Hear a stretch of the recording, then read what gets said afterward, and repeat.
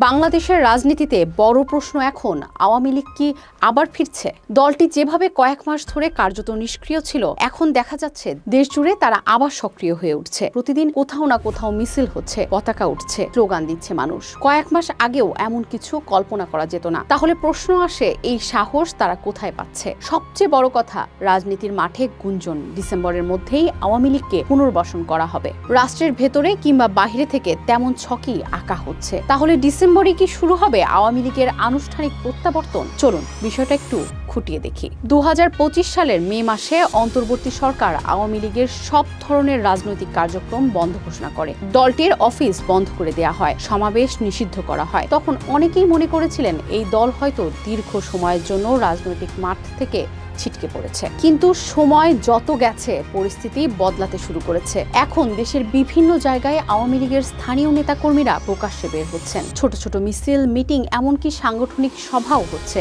এর মাধ্যমে ধীরে ধীরে যেন তারা ফিরে আসার ইঙ্গিত দিচ্ছে। গত কয়েক সপ্তাহে ঢাকা সহ দেশের নানা জেলায় আওয়ামী লীগের কর্মীরা ছোট ছোট সমাবেশ করেছে। কেউ বঙ্গবন্ধুর প্রতি শ্রদ্ধা জানাচ্ছেন,